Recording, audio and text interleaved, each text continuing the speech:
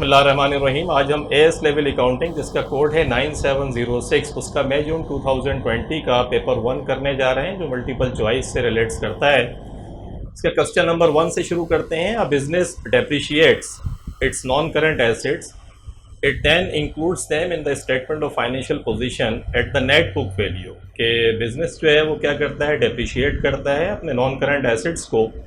ये जो non current assets होते हैं क्या होते हैं, आपको पता है कि एसेट्स बेसिकली हर वो चीज़ जो आपको इकोनॉमिक बेनिफिट्स पहुंचाए,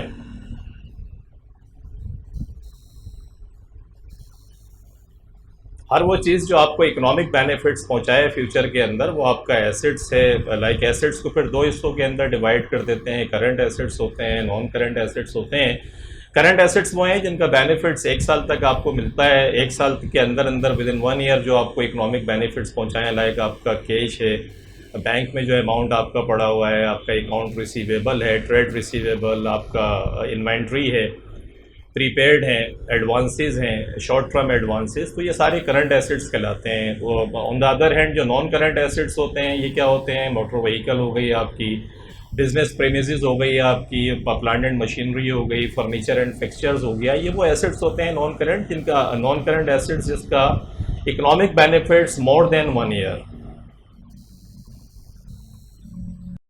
कि मोर देन 1 ईयर जिसका बेनिफिट्स आपको मिलता है, ये फिर नॉन करंट एसेट्स कहलाते हैं। और नॉन करंट एसेट्स को हम डेप्रिशिएट्स करते हैं। डेप्रिशिएट्स का मकसद क्या होता है कि ये नॉन करंट एसेट्स की एक लाइफ होती है, उस लाइफ के अंदर इनकी कॉस्ट को स्प्रेड करते हैं कि हर साल इनकी कॉस्ट का जो रिडक्शन है उसे फिर हम डेप्रिसिएशन कहते हैं। या डेप्रिसिएशन की एक डेफिनेशन आप ये भी कर सकते हैं कि reduction in the value of non current assets is called depreciation. से फॉर एग्जांपल कोई एसेट्स आपने फर्नीचर एंड फिक्सचर है, या अगर आपने $200,000 का ख़रीदा और इसकी लाइफ है 5 ईयर्स की, तो इसका मकसद है हर साल ये $40,000 से अपनी वैल्यू को कम करता है और 5 ईयर्स के अंदर ये फुल्ली डेप्रिशिएट्स हो जाएगा। तो हम करते क्या है कि जो डेप्रिसिएशन होता है इसको हम इनकम स्टेटमेंट के अंदर लेकर जाते हैं, क्योंकि हम जितना भी रेवेन्यू जनरेट कर रहे हैं उसके अंदर कहीं ना कहीं ये एसेट्स फर्नीचर एंड फिक्सचर जो है इसने भी हेल्प आउट की है। ऑफिस के अंदर रखा हुआ है, लोग बैठते हैं इसके ऊपर, इसको यूज़ करते हैं। अगर ये ना हो तो फिर ऑफिस की जो रनिंग कंडीशन है वो मुश्किल हो जाए कि लोग काम किस तरीके से करेंगे। और ये इनकम स्टेटमेंट में जाता है और इसके अंदर से जो एसेट है उसकी कॉस्ट में से जब डेप्रिसिएशन, ये एक्यूमुलेटेड डेप्रिसिएशन, क्योंकि पहले साल जो डेप्रिसिएशन है वही एक्यूमुलेटेड डेप्रिसिएशन होता है, लेकिन नेक्स्ट ईयर का जब आप डेप्रिसिएशन निकालेंगे तो टोटल फिर नेक्स्ट ईयर का भी 40,000 आएगा। अगर स्ट्रेट लाइन मेथड है तो फिर 80,000 जो है ये एक्यूमुलेटेड डेप्रिसिएशन हो जाएगा। तो किसी भी एसेट में से जब उसके एक्यूमुलेटेड डेप्रिसिएशन को माइनस करते हैं तो बुक वैल्यू आती है। से ये 200,000 का एसेट है, 40,000 का डेप्रिसिएशन निकला, तो 140,000 जो है ये इसकी बुक वैल्यू है। और ये स्टेटमेंट ऑफ फाइनेंशियल पोजीशन के अंदर चली जाएगी, जिसे हम बैलेंस शीट कहते हैं। तो ये हम करते किस लिए हैं, कौन सा कंसेप्ट है, पूछता है which concept is the business following, कौन सा कंसेप्ट जो है बिजनेस फॉलो कर रहा है ये तमाम काम करते हुए, तो इसको हम कहते हैं प्रूडेंस कंसेप्ट। प्रूडेंस क्या बताता है हमें, प्रूडेंस ये बताता है कि एसेट्स जो हैं वो ओवर स्टेटेड नहीं होने चाहिए, इसी तरीके से रेवेन्यू भी ओवर स्टेटेड नहीं होने चाहिए। तो ये ओवर स्टेटेड अगर नहीं होंगे अपने ट्रू वैल्यू के ऊपर, हम इसको स्टेटमेंट ऑफ फाइनेंशियल पोजीशन या इनकम स्टेटमेंट के अंदर रिफ्लेक्ट करेंगे। तो ये प्रूडेंस कंसेप्ट है कि ऐसा नहीं हो कि आपके एसेट्स ओवर स्टेटेड हो जाएं और आपका रेवेन्यू जो है वो ओवर स्टेटेड हो जाए। तो याद रखिएगा प्रूडेंस कंसेप्ट के तहत जो है हम डेप्रिसिएशन कैलकुलेट करते हैं और स्टेटमेंट ऑफ फाइनेंशियल पोजीशन के अंदर बुक वैल्यू जो है वो शो कर रहे होते हैं। तो ये प्रूडेंस कंसेप्ट आप देख रहे होंगे बी चॉइस के अंदर लिखा हुआ है। हम बाकी भी पढ़ लेते हैं। डुअलिटी कंसेप्ट तो डबल सिस्टम ऑफ अकाउंटिंग से ताल्लुक़ रखता है कि हर ट्रांजैक्शन के 2 एस्पेक्ट होते हैं, एक डेबिट होता है, एक क्रेडिट होता है। इसे डुअलिटी कंसेप्ट कहते हैं। रियलाइजेशन मीन्स रेवेन्यू रियलाइजेशन, कि आप रेवेन्यू जो है वो सही तरीके से रियलाइज़ कर रहे हैं नहीं कर रहे हैं। सब्सटेंस ओवर फॉर्म का मकसद है कि कमर्शियल जो एंगल है बिजनेस का, कमर्शियल एस्पेक्ट है ट्रांजैक्शन का, उसको आपको जहन में रखना है। अगर लीगल फॉर्म या लीगल जो एस्पेक्ट है उसको फिर आप इग्नोर करते हैं और कमर्शियल एस्पेक्ट जो है उसको जहन के अंदर रखें। तो एनी हाउ ये बाकी कंसेप्ट थे, लेकिन जो राइट चॉइस है आपकी बी चॉइस बनती है। तो क्वेश्चन नंबर 1 के अंदर राइट चॉइस बी हो गई आपकी। क्वेश्चन नंबर 2 में आते हैं, विच आइटम इज कैपिटल इनकम, के कौन सा आइटम कैपिटल इनकम है। कैपिटल इनकम का मकसद ये होता है कि एक होता है रेवेन्यू इनकम, एक होती है कैपिटल इनकम। इनकम स्टेटमेंट के अंदर जो नॉर्मल आपका बिजनेस होता है उससे जो आप रेवेन्यू जनरेट करते हैं वो रेवेन्यू इनकम कहलाती है। और उस नॉर्मल बिजनेस से हट के अगर कोई काम हो रहा है, फॉर एग्जांपल जैसे आपने शेयर्स इशू किए, ऑनर्स ने बिजनेस के अंदर पैसा इन्वेस्ट किया, इसी तरीके से आपने लोन ले लिया, इसी तरीके से नॉन करंट एसेट्स आपने बेच दिए। तो नॉन करंट एसेट्स आपने बेचे, शेयर्स आपने इशूट कर दिए, ऑनर ने पैसा इन्वेस्ट करा बिजनेस के अंदर, लोन आपने ले लिया। तो ये तमाम वो चीज़ें हैं जिसका बिजनेस नॉर्मल जो आप बिजनेस कर रहे हैं उससे कोई ताल्लुक नहीं है। और ये नॉर्मली जितनी भी चीज़ें होती हैं, ये स्टेटमेंट ऑफ फाइनेंशियल पोजीशन या बैंक अपना बैलेंस शीट के अंदर शो हो रही होती हैं। तो इनकी अगर इनकी वजह से पैसा बिजनेस के अंदर आ रहा है तो उससे फिर कहते हैं कैपिटल इनकम। और बाकी फिर रेवेन्यू इनकम जो है इनकम स्टेटमेंट के अंदर जो नॉर्मल बिजनेस आप कर रहे हैं वहाँ से जो पैसा जनरेट करते हैं वो फिर रेवेन्यू इनकम कहलाता है। तो इसके अंदर देखते हैं bank interest receive. Bank interest receive अगर आपने किया है तो इनकम स्टेटमेंट के अंदर आप इसको लेकर जाते हैं, नॉर्मल आपका है। Proceeds from sale of business premises, यहाँ business premises non current assets है, इसकी फ़रोख्त से अगर पैसा आपके पास आया तो ये आपका बिजनेस तो है नहीं कि आप बिजनेस प्रेमिसेस बेचते हैं। ये तो एक आपने वन ऑफ कोई काम किया है। तो ये जो चॉइस बी है आपकी वो फिर राइट चॉइस है। हम बाकी भी पढ़ लेते हैं। रेंटल इनकम या अगेन इनकम स्टेटमेंट के अंदर जाती है। सेल ऑफ इन्वेंट्री, या तो फिर रेवेन्यू है आपका कि इन्वेंट्री बेचेंगे कस्टमर को तो फिर रेवेन्यू रिकॉर्ड होगा। तो ये जो बी चॉइस है क्वेश्चन नंबर 2 के अंदर वो राइट चॉइस है। और याद रखिएगा कैपिटल इनकम किसे कहते हैं, नॉन करंट एसेट्स की फ़रोख्त से जो पैसा आपको मिल रहा है। शेयर अगर आपने इशू किए हैं, ऑनर बिजनेस के अंदर कैपिटल इन्वेस्ट कर रहा है, या फिर लोन के थ्रू पैसा आपके पास, लॉन्ग टर्म लोन के थ्रू पैसा आपके पास आ रहा है। तो ये हमारा क्वेश्चन नंबर 2 हो गया, इसकी राइट चॉइस बी हो गई। क्वेश्चन नंबर 3 के अंदर आते हैं। Company purchased A machine on 1 अप्रैल 2017। 1 अप्रैल 2017 को एक बिजनेस है, उसने एक मशीन खरीदी $25,000 की। It was depreciated at 20% per annum using the straight line method. Straight line method कौन सा मेथड होता है जिसके अंदर हर साल का डेप्रिसिएशन जो है वो एक ही निकलता है। ऑन द अदर हैंड अगर रिड्यूसिंग बैलेंस मेथड होगा तो फिर वो रिड्यूस होता हुआ चला जाता है कि आपका वैल्यू जो है उसकी कम होती है हर साल, रिड्यूस, और बुक वैल्यू के ऊपर उस रेट को अप्लाई करते हैं। एनी हाउ ये स्ट्रेट लाइन मेथड है और ये हर साल कॉस्ट के ऊपर अप्लाई होता है। तो cost multiplied by depreciation rate, जो भी रेट होगा स्ट्रेट लाइन मेथड का। A full year depreciation is charge in the year of purchase. ये बड़ा इंपॉर्टेंट किस्म का जुमला है, इसको जहन के अंदर रखिएगा। ये जब सवाल के अंदर दे दे तो फिर अपने कान और खड़े कर दें बिल्कुल, और इसको जहन के अंदर रखें क्योंकि ये बड़ा ट्रिकी पॉइंट है। A full year depreciation is charge in the year of purchase, कि जिस साल के अंदर मशीन खरीदी गई उस साल पूरे साल का डेप्रिसिएशन निकालेंगे, but none in the year of sale. लेकिन जिस साल मशीन बिकेगी या कोई नॉन करंट एसेट्स बिकेगा उस साल का डेप्रिसिएशन नहीं निकालेंगे। This is very important point, keep it in your mind.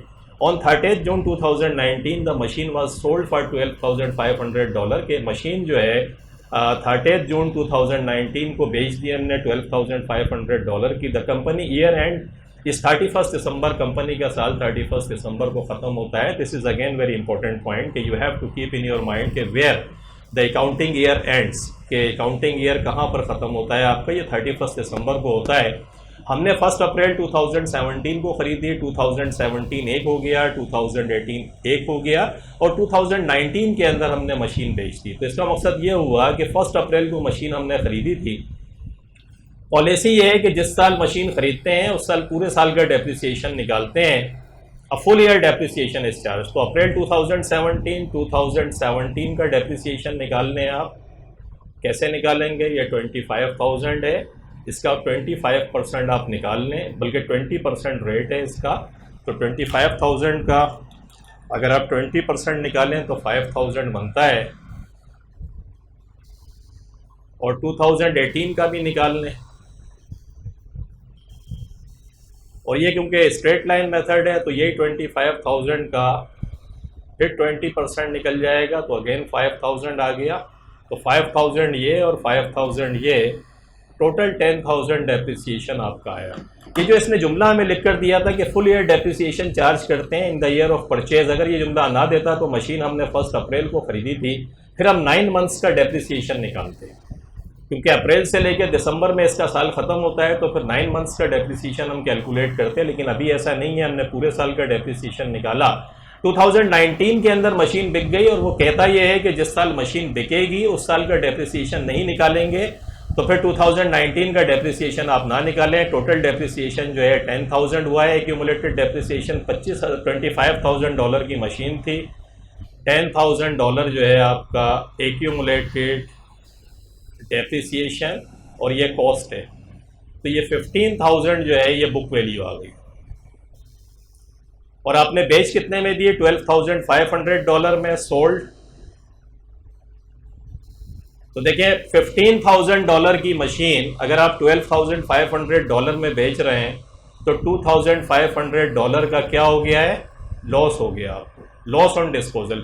Simple common sense है कि $15,000 की मशीन अगर आप $12,500 में बेच रहे हैं तो $2,500 का लॉस हो गया आपको। कहता है व्हाट वाज द प्रॉफिट और loss on the disposal of the machine, के मशीन के डिस्पोजल पे लॉस कितना हुआ है, प्रॉफिट हुआ या लॉस हुआ है। तो हमने देखा कि लॉस हुआ है $2,500 का, और ये सी चॉइस के अंदर ये हमें दे रहा है।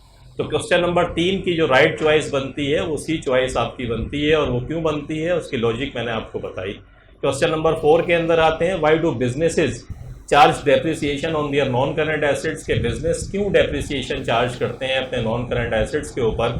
अभी ऊपर भी हम पढ़कर आ रहे हैं, मैंने आपको बताया कि इसकी कॉस्ट जो होती है, जितने की हम खरीदते हैं उसकी एक सर्टेन लाइफ होती है, तो उसकी कॉस्ट को क्या करते हैं, जितने साल हम उसे यूज़ कर रहे होते हैं एस्टिमेटेड यूजफुल लाइफ, उस पर स्प्रेड कर देते हैं इसकी कॉस्ट को, ताकि हर साल जो है हमारा डेप्रिसिएशन भी रिकॉर्ड होता रहे, ताकि रेवेन्यू हमारा ओवर स्टेटेड ना हो, और स्टेटमेंट ऑफ फाइनेंशियल पोजीशन पे हम इसको माइनस कर कर दिखाएं ताकि एसेट हमारा ओवर स्टेटेड ना हो, जो प्रूडेंस कंसेप्ट अभी हम ऊपर पढ़कर आ रहे हैं।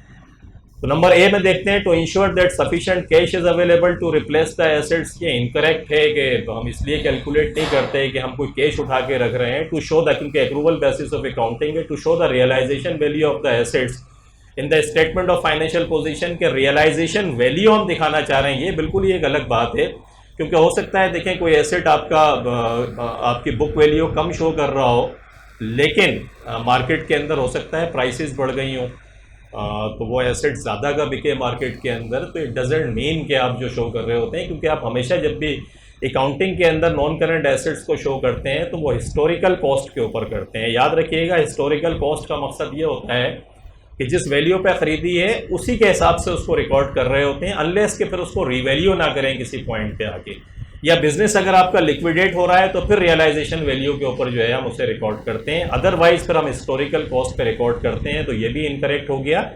सी के अंदर आते हैं, to spread the cost of assets over their estimated useful life, कि उसकी कॉस्ट को स्प्रेड कर देते हैं एस्टिमेटेड यूजफुल लाइफ के अंदर। ये बिल्कुल सही बात है, और मैं आपको बताकर भी ये आ रहा हूँ, लॉजिक भी मैंने आपको समझाई। तो क्वेश्चन नंबर 4 की जो राइट चॉइस बनती है वो सी चॉइस बनती है। डी पढ़ लेते हैं, to show when the assets must be replace, कि ये शो करने के लिए कि एसेट कब रिप्लेस होना चाहिए, तो again it's an incorrect. Question number 4 की सी चॉइस राइट हो गई। क्वेश्चन नंबर 5 में आते हैं, traders trial balance didn't agree. Trial balance जो है एक ट्रेडर का जो है वो एग्री नहीं करता, और at the end of the financial period and a suspense account was open, और सस्पेंस अकाउंट आपने ओपन किया। सस्पेंस अकाउंट क्या होता है कि जब ट्रायल बैलेंस आपका एग्री नहीं हो रहा होता है तो उस वक्त फिर सस्पेंस अकाउंट क्रिएट करके ट्रायल बैलेंस को एग्री कर देते हैं, और फिर बाद में जब वो एरर्स डिस्कवर्ड होते हैं तो उनको करेक्ट कर लेते हैं। इस पर मेरा लेक्चर है, अगर आप कराचीज एकेडमी के यूट्यूब चैनल पर जाएँ तो करेक्शन ऑफ एरर्स के नाम से एक फोल्डर मिलेगा आपको प्लेलिस्ट के अंदर, अगर वहाँ जाकर आप देख लें तो 2-3 लेक्चर्स हैं, आपकी ज़िंदगी आसान हो जाएगी। You will be able to understand कि कौन से एरर्स वो होते हैं जिनसे ट्रायल बैलेंस अफेक्टेड नहीं होता, उस पर कोई असर नहीं पड़ता, और कौन से एरर्स वो हैं जो सस्पेंस अकाउंट को क्रिएट करते हैं। तो हम आते हैं यहाँ पे, the following errors were discovered, ये एरर डिस्कवर्ड करें। No entry had been made in the books of accounts for a purchase of inventory $650, कि कोई एंट्री हमने नहीं करी एक इन्वेंट्री परचेज ऑफ इन्वेंट्री हमने खरीदी थी $650 की, तो नॉर्मली एंट्री पास होनी चाहिए थी, परचेजेस को डेबिट करके अकाउंट्स पेबल ट्रेड पेबल को क्रेडिट कर देना चाहिए था, या फिर बैंक को क्रेडिट करते, लेकिन ये एंट्री हमने रिकॉर्ड ही नहीं करी। तो अगर रिकॉर्ड नहीं करी तो ना डेबिट रिकॉर्ड हुआ ना क्रेडिट रिकॉर्ड हुआ, तो इससे सस्पेंस के ऊपर कोई फ़र्क नहीं पड़ेगा, सस्पेंस अकाउंट्स क्रिएट नहीं होगा, क्योंकि ना तो आपने डेबिट रिकॉर्ड किया है ना आपने क्रेडिट रिकॉर्ड किया है, तो ये तो वो मिस्टेक नहीं है जिसकी वजह से सस्पेंस अकाउंट क्रिएट होगा। नंबर 2 में आते हैं, purchase of a vehicle by cheque had been credited to the bank कि हमने व्हीकल खरीदी और बैंक के थ्रू, चेक के थ्रू उसकी पेमेंट करी, तो बैंक तो हमने सही क्रेडिट कर दिया, but debit to motor expense, लेकिन मोटर एक्सपेंस को रिकॉर्ड कर दिया। तो चले एनी हाउ, हमने व्हीकल को, फिक्स एसेट्स को रिकॉर्ड नहीं करा, मोटर एक्सपेंस को रिकॉर्ड कर दिया, तो डेबिट तो आपने रिकॉर्ड कर दिया, तो इससे भी ट्रायल बैलेंस आपका अफेक्टेड नहीं होगा। इसलिए नहीं होगा कि डेबिट आपने रिकॉर्ड किया और क्रेडिट जो है वो ऑलरेडी आप सही रिकॉर्ड कर चुके हैं। सिर्फ डेबिट में आपने मिस्टेक ये की है कि एसेट को रिकॉर्ड करने के बजाय आपने एक्सपेंस को रिकॉर्ड कर दिया, यानी एरर ऑफ प्रिंसिपल कहलाता है ये। तो एनी हाउ, इससे भी आपका सस्पेंस अकाउंट क्रिएट नहीं होगा, ना डेबिट क्रेडिट दोनों टाई बैक हो जाएंगे ट्रायल बैलेंस में। नंबर 3 में आते हैं, discount received of $300 had been correctly recorded in the purchase ledger control account. Purchase ledger control account में डिस्काउंट रिसीव्ड क्या होता है? जब कोई सप्लायर आपको डिस्काउंट देता है तो वो फिर आप क्या एंट्री पास करते हैं? ट्रेड पेएबल को डेबिट कर देते हैं या परचेज लेजर कंट्रोल अकाउंट को डेबिट करके और डिस्काउंट रिसीव को क्रेडिट करते हैं। तो आपने ट्रेड पेएबल यानी परचेज लेजर कंट्रोल अकाउंट को सही डेबिट किया and was debited to discount allowed account. Mistake ये हो गई कि डिस्काउंट रिसीव को क्रेडिट करना था, गलती से आपने डिस्काउंट अलाउड को डेबिट कर दिया। अब ये वो मिस्टेक है जिसकी वजह से डेफिनेटली ट्रायल बैलेंस आपका टाई बैक नहीं होगा। ट्रायल बैलेंस क्यों नहीं टाई बैक होगा? इसलिए ट्रायल बैलेंस टाई बैक नहीं होगा कि डिस्काउंट रिसीव्ड एक क्रेडिट अकाउंट था, तो डेबिट आप कर चुके हैं purchase ledger control account, trade payable account को, तो फिर क्रेडिट करना चाहिए था आपको। मजीद आपने डिस्काउंट अलाउड जो है एक डेबिट अकाउंट होता है, तो दो साइड जब डेबिट आ जाएगा तो ट्रायल बैलेंस आपका टाई बैक नहीं होगा। तो ये वो एरर है जिसकी वजह से सस्पेंस अकाउंट आपका क्रिएट होगा। The purchase account for the year had been incorrectly totalled. अगर परचेज अकाउंट जो है वो इनकरेक्टली टोटल्ड हो गया तो भी ट्रायल बैलेंस आपका टाई बैक नहीं होगा, क्योंकि ट्रेड पेएबल, परचेज लेजर, ये तो ट्रेड पेएबल तो सही क्रेडिट हो गया, लेकिन परचेजेस जो है वो इनकरेक्ट डेबिट जो है आपने गलत किया, तो भी ट्रायल बैलेंस टाई बैक नहीं होगा। तो ये जो तीसरा और चौथा, जो थर्ड एंड फोर्थ जो एरर हैं, ये वो हैं जो सस्पेंस अकाउंट को अपना क्रिएट करेंगे। कहता है which errors would affect the suspense account, कौन सा एरर ऐसे हैं जो सस्पेंस अकाउंट को अफेक्ट करेंगे। तो हमने देखा कि 2 and 4, बल्कि 3 and 4, ये डी के अंदर आपको लिखा हुआ नज़र आ रहा होगा 3 and 4। तो क्वेश्चन नंबर 5 के अंदर जो 3 and 4 है वो फिर आपकी राइट चॉइस बनती है, और लॉजिक मैंने आपको समझा दी पढ़ के बाकायदा। Again I would encourage you कि आप जाएं और कराचीज एकेडमी के यूट्यूब चैनल पे वो जो फोल्डर है जिसका मैंने बताया करेक्शन ऑफ एरर्स का, उसको ज़रूर देखें अगर आपके कंसेप्ट सही नहीं है तो।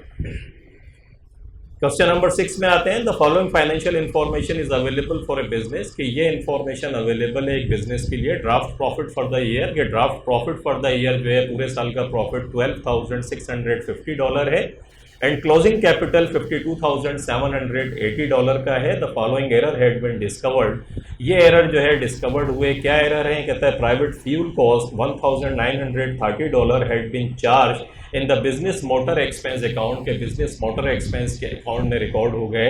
एक्चुअली प्राइवेट था तो ड्राइंग को डेबिट करना चाहिए था और बैंक को क्रेडिट कर देते अगर पेमेंट हो गई है। हमने क्या करा, मोटर एक्सपेंस को डेबिट कर दिया और बैंक को क्रेडिट कर दिया। तो अब जब एंट्री हम करेक्ट करेंगे तो क्या एंट्री पास करेंगे? ड्राइंग को डेबिट कर देंगे और मोटर व्हीकल को,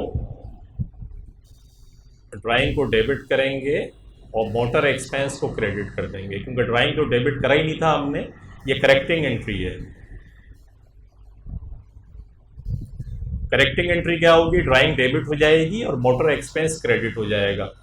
पूछता क्या है कि what are the correct figure for the year, ये बताएं correct figure for the year क्या थी। प्रॉफिट फॉर द ईयर की करेक्ट फिगर क्या होगी एंड क्लोजिंग कैपिटल क्या होगा। तो देखिए प्रॉफिट फॉर द ईयर $12,650 था। एक एक्सपेंस जो एक्सपेंस था ही नहीं, एक्चुअली ड्राइंग था, वो हमने मोटर एक्सपेंस पे रिकॉर्ड कर दिया। तो एक एक्सपेंस, ऐसा एक्सपेंस हमने रिकॉर्ड करा जो एक्चुअली था ही नहीं।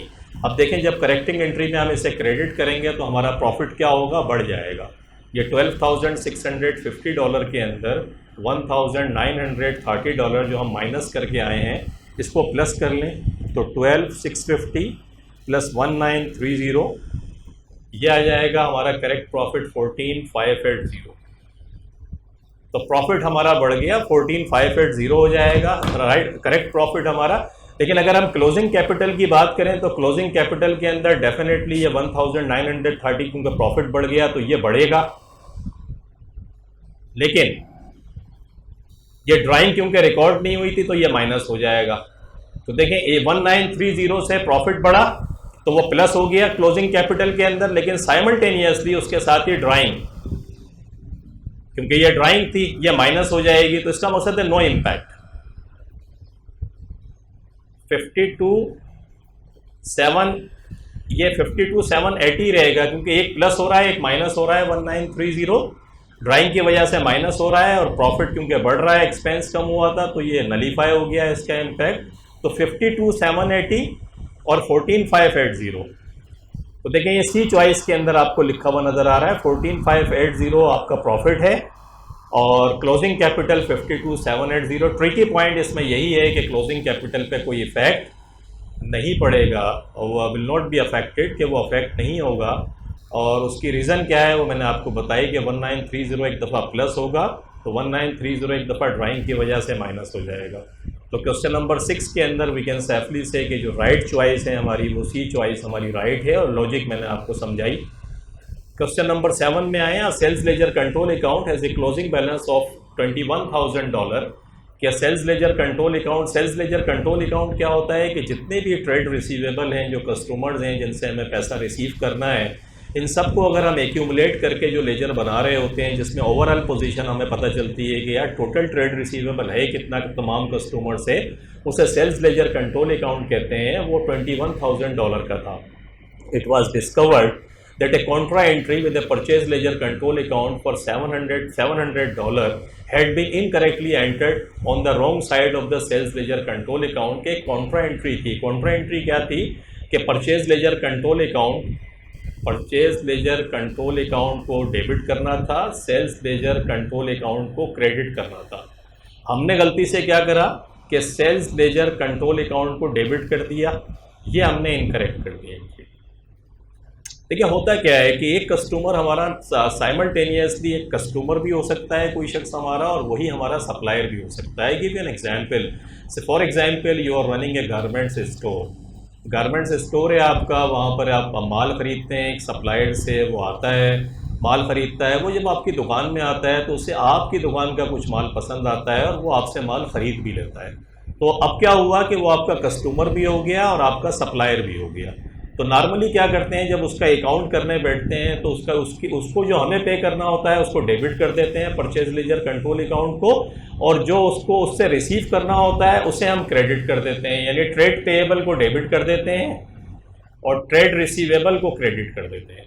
तो ये कॉन्ट्रा एंट्री कहलाती है। हमने क्या करा, सेल्स लेजर कंट्रोल अकाउंट का मकसद है ट्रेड रिसीवेबल जो है इसको हमने डेबिट साइड के ऊपर लिख दिया $700 से। तो अब इसको क्या कहते हैं, what was the correct sales ledger control account balance. Correct sales ledger control account balance क्या होगा, इसको समझने के लिए आप यूं समझें, सेल्स लेजर कंट्रोल अकाउंट का लेजर बना लेते हैं। लेजर का बैलेंस BD $15,000 ऐसी एज्यूम कर लेते हैं कि ये $15,000 का बैलेंस था। आपने क्या करा, $700 से क्रेडिट करना था आपको सेल्स लेजर कंट्रोल अकाउंट को। आपने क्या करा, परचेज लेजर कंट्रोल अकाउंट का रेफरेंस दे के आपने इसको डेबिट कर दिया। एक्चुअली इसको क्रेडिट करना था आपको। तो आप सही क्या करेंगे, सही करने का तरीका क्या है इसका कि एक्चुअली फिर क्या करें, आप इसको जब करेक्टिंग एंट्री पास करेंगे तो इसको 1400 से आप क्रेडिट करेंगे। 1400 से क्यों क्रेडिट करेंगे इसको, जैसे ये बैलेंस अगर आ गया 15,000 प्लस 700 तो 15,700, इसको अगर सही हमें करना है तो हम 1400 से इसको क्रेडिट करें। 15,700 माइनस 1400 तो 14,300 का बैलेंस CD आएगा।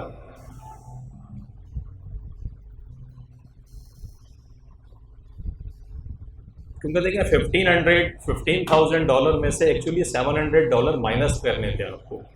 आपने गलती से डेबिट साइड पर लिख दिया, तो $15,000 में से अगर 700 को आप माइनस करते तो यही 14,300 का बैलेंस आपके पास आना था। तो इसके इम्पैक्ट को ख़त्म करने के लिए आप क्या करेंगे, इसको डबल अमाउंट से क्रेडिट करेंगे। डबल अमाउंट से इसलिए कि एक दफ़ा तो ये कैंसिल करेंगे जो गलती से डेबिट किया, और एक दफ़ा सही अमाउंट। तो ये याद रखिएगा कि इसका इम्पैक्ट डबल करेंगे। तो ये जो 21,000 जो आपको नज़र आ रहा है, इसमें से आप इस 700 को नहीं बल्कि 1400 को, ये $21,000 में से 1400 को माइनस कर दें आप,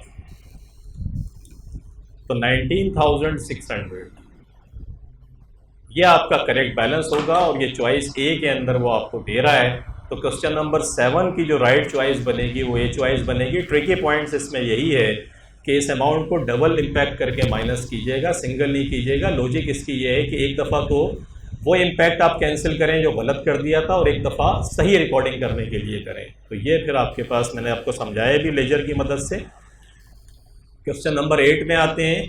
A sole trader doesn't keep a complete set of books of accounts, कि वो complete set of books of accounts नहीं रखता। सिंगल एंट्री आपको पता है।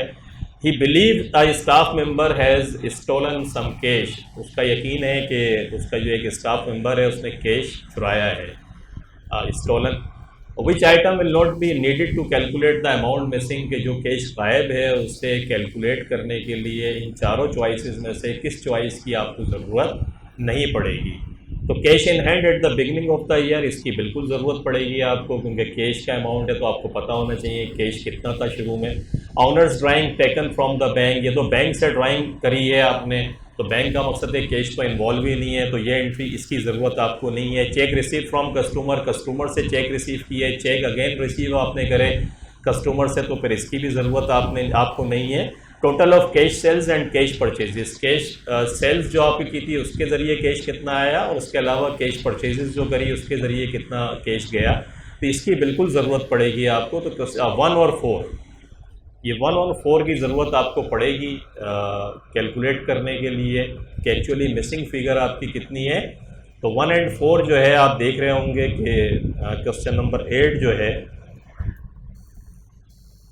1 और 4 की ज़रूरत आपको पड़ेगी। तो इसका मकसद है 2 और 3, ये 2 और 3 की ज़रूरत आपको नहीं पड़ेगी। और वो पूछता है which item will not be unneeded, कौन सा आइटम आपको नहीं चाहिए। तो 2 और 3 हमें नहीं चाहिए, और 2 और 3 जो है वो चॉइस बी के अंदर आपको दिया हुआ है। तो क्वेश्चन नंबर 8 के अंदर वी कैन सेफली से कि जो राइट चॉइस है हमारी वो बी चॉइस बनती है। क्वेश्चन नंबर 9 में आते हैं। A business provides the following information, business ये इन्फॉर्मेशन आपको प्रोवाइड करता है। Trade receivable and provision for doubtful debts आपको दिया हुआ है। 31 दिसंबर 2018 में कहता है ट्रेड रिसीवेबल इतना था $46,200, और प्रोविजन फॉर डाउटफुल डेट्स $1,386 था। जबकि 31 दिसंबर 2019 में ट्रेड रिसीवेबल जो है $48,100 है, और प्रोविज़न फॉर डाउटफुल डेट्स $1,924 है।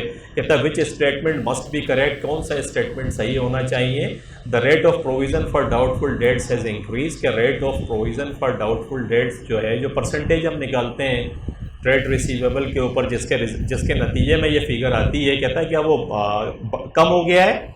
The rate of provision for doubtful debts has increase, या ये रेट जो है इसका बढ़ गया है। The value of irrecoverable debts incurred has increase, के जो इररिकवरेबल डेट्स हैं वो बढ़ गए हैं, या वैल्यू ऑफ इररिकवरेबल डेट्स जो पैसा आपको नहीं मिलेगा कस्टमर से आपको फिर बढ़ गए, कम हो गए हैं या बढ़ गए हैं। तो देखिए इसका आसान तरीका ये है कि सबसे पहले इन दोनों की आप परसेंटेज निकाल लें। ये 1386 को डिवाइड कर दें $46,200 से, ताकि आपको परसेंटेज निकल जाए। तो 1386 को डिवाइड करा आपने 46,200 से एंड मल्टीप्लाई 100 से कर दें तो ये 3% बनता है। इसी तरीके से इस 1924 को डिवाइड कर दें 48,100 से, तो 1924 डिवाइडेड बाय 48,100 मल्टीप्लाइड बाय 100 करना नहीं भूलिएगा, ये 4% आ गया। देखिए अपेरेंटली क्या हुआ है कि ये जो हमने इन्हीं की परसेंटेज निकाल के हमने देखा कि प्रोविज़न फॉर डाउटफुल डेट्स की जो पॉलिसी है इस बिज़नेस की, उसमें यह हुआ है कि 2018 के अंदर जो रेट था वो 3% था, और 2019 के अंदर प्रोविज़न फॉर डाउटफुल डेट्स का रेट जो बिज़नेस है उसने बढ़ा दिया है, वो फिर 4% है। तो ये जो बी चॉइस आप देख रहे हैं, the rate of provision for doubtful debts has increase, कि उसमें इजाफा हो गया। ये देखें अपेरेंटली 3% से 4% हो गया। जब भी इस किस्म का सवाल आए तो जो भी प्रोविज़न फॉर डाउटफुल डेट्स है उसे डिवाइड कर दीजिएगा ट्रेड रिसीवेबल से, तो और मल्टीप्लाइड 100 से कर दीजिएगा, तो आपके पास परसेंटेजेस आ जाएंगी। तो अपेरेंटली फ़ौरन आपको पता चल जाएगा। इर्रिकवरेबल डेट्स तो उसने हमें दिए ही नहीं है सवाल के अंदर, तो ये दोनों इर्रिलेवेंट हो गए। हमें पता ही नहीं है कि कितना पैसा जो है वो इन्होंने राइट ऑफ किया है जो कस्टमर से नहीं मिलेगा। तो परसेंटेज इंक्रीज़ हुई है आपकी, आपने देखा। And again I would say I have recorded some lectures YouTube channel की, अगर आप प्लेलिस्ट पे जाएं कराचीज़ एकेडमी की, तो इर्रिकवरेबल डेट्स के नाम से एक फोल्डर मिलेगा। वहाँ मैंने बहुत डिटेल्ड से ये पढ़ाया है, एजिंग कैसे निकलती है, प्रोविज़न फॉर डाउटफुल डेट्स का कंसेप्ट क्या होता है, क्रेडिट बैलेंस होगा तो फिर उसकी ट्रीटमेंट क्या करेंगे, डेबिट बैलेंस होगा तो उसकी ट्रीटमेंट क्या करेंगे। 2-3 लेक्चर्स हैं, अगर आप वो देख लें तो आपकी ज़िंदगी आसान हो जाएगी and you will be able to handle all the questions easily, ये तमाम चीज़ें। तो क्वेश्चन नंबर 10 में आते हैं। क्वेश्चन नंबर 9 की बी चॉइस आपने देखा सही थी। क्वेश्चन नंबर 10 में कहता है, on 1 March A company has prepaid $3,600 for 12 months travel cost. के एक कंपनी है जो 1 मार्च को उसके पास प्रीपेड था 12 महीने के लिए, 12 मंथ्स का उसने ट्रैवल कॉस्ट दी हुई थी कि 12 मंथ्स की एडवांस में पे कर दी थी travel cost. It also has an outstanding hotel bill of $180, और 1 मार्च को इसका एक आउटस्टैंडिंग बैलेंस था जो इसको पे करना था। ये प्रीवियस ईयर जो था उसमें ये ड्यू हो गया था, और आज के डेट के ऊपर 1 मार्च को ये आउटस्टैंडिंग था। आउटस्टैंडिंग का मकसद है ये प्रीवियस ईयर से इसका ताल्लुक था कि कॉस्ट जो थी ट्रैवल की प्रीवियस ईयर की थी जिसकी पेमेंट आपने नहीं करी थी। ड्यूरिंग मार्च के महीने में it pays the outstanding hotel bill and A further $700 for airline tickets of the month. कि आउटस्टैंडिंग ये वाला जो $180 था इसकी भी पेमेंट कर दी, एक और $700 को बिजनेस एग्जीक्यूटिव्स को जाना होगा कहीं, तो वही $700 और ट्रैवल कॉस्ट जो है मार्च के महीने में इनकर्ड हुई आपकी। At 31 March it has an outstanding hotel bill of $220, कि 31 मार्च को $220 का आउटस्टैंडिंग बैलेंस था। आउटस्टैंडिंग बैलेंस का मकसद है कि इसका ताल्लुक इसी मार्च के महीने से है कि हमने ट्रैवल तो किया लेकिन हमने ये पेमेंट अभी तक नहीं करी है।